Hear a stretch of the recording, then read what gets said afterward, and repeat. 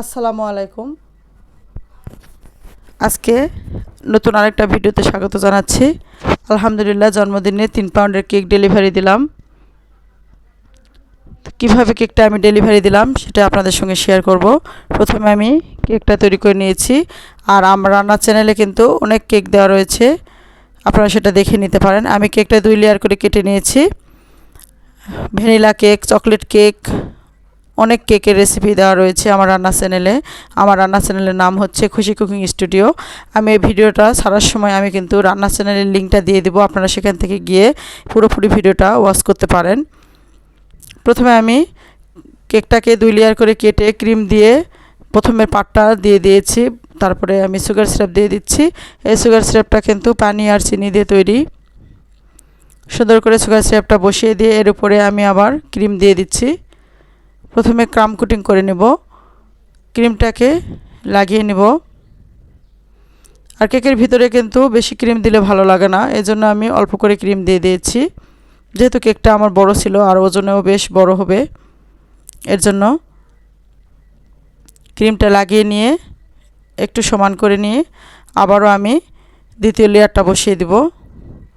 আর দ্বিতীয় লেয়ারটা বসার সময় কিন্তু নিচের পাটটা উপরে রাখবেন সব সময়, তাহলে কিন্তু কেকের ফিনিশিংটা সুন্দর হবে। আমি যেভাবে বসিয়ে দিচ্ছি,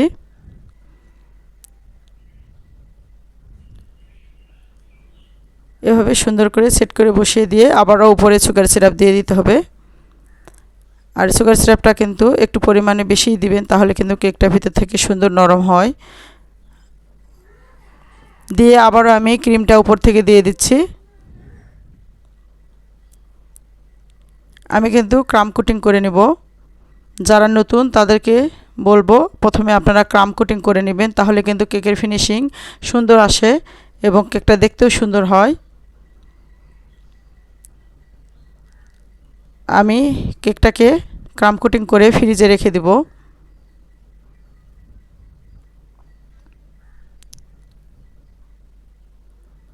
ফ্রিজ থেকে বের করে এখন ফাইনাল ক্রিম নিয়ে আবার আমি সুন্দর করে পুরো কেকের উপরে লাগিয়ে নিচ্ছি, আর এখন সমান করে নিচ্ছি।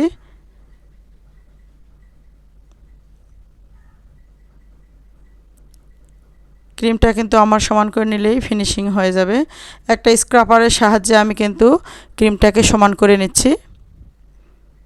আর যে কেকের উপরে ডিজাইন থাকে সেটা কিন্তু একদম ফিনিশিং না হলেও চলবে, উপরে ডিজাইন যেহেতু থাকবে, এজন্য এখন আমার কেকটা কিন্তু একদম ফিনিশিং হয়েছে। আমি সাদা ক্রিমটা দিয়েই কিন্তু সাইডে একটু ডিজাইন করেছি।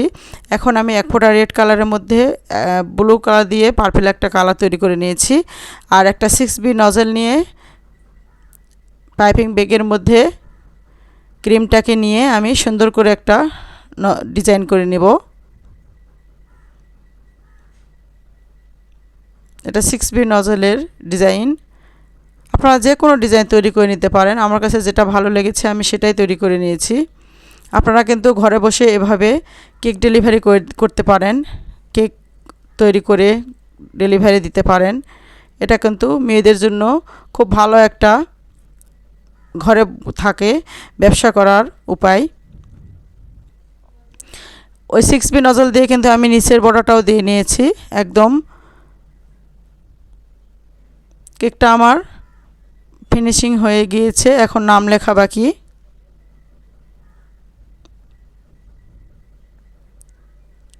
কেকটা আমি ফ্রিজে রেখে সেট করে নিয়েছি 2 থেকে 3 ঘন্টা।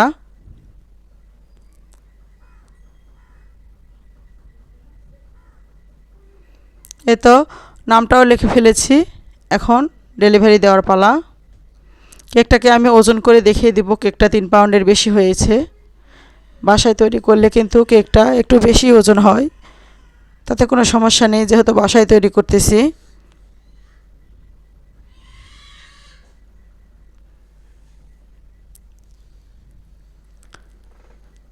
কেকের বক্স তৈরি করব এখন, এই জন্য কেকটা ভিতরে দিয়ে মাপ দিয়ে নিয়ে নিচ্ছি কেকের কার্টুনের উপর থেকে। এখন ওজন দিয়ে দেখিয়ে দিলাম কেকটা। বক্সটা তৈরি করে নিব, এজন্য কেকটাকে দিয়ে একটু মাপ দিয়ে নিলাম। আর এটা আমি হ্যাপি বার্থডের বক্স কিনে এনেছিলাম, সেটা এনে বাসায় আমি তৈরি করে ফেলেছি। আলহামদুলিল্লাহ কেকটা সুন্দরভাবে ডেলিভারি দিতে পেরেছি।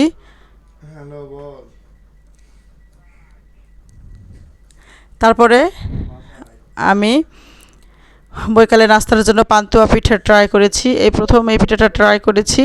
যদি ভালো লাগে তাহলে আবার আমি রান্না চ্যানেলে শেয়ার করব, এই জন্য আমি এই পিঠাটা ট্রাই করেছি। তো খুব সুন্দর হয়েছিল পিঠাটা, খেয়ে সবাই খুব প্রশংসা করেছে। আলহামদুলিল্লাহ খুব ভালো হয়েছে পিঠাটা। এটা হচ্ছে নোয়াখালীর বিখ্যাত পান্তুয়া পিঠা। পিঠাটা দেখতে যেরকম সুন্দর, খেতেও কিন্তু সেরকমই টেস্ট। আপনারা ট্রাই করবেন। আমি আমার রান্না চ্যানেলেও রেসিপিটা দিয়ে দেব। আল্লাহ হাফেজ।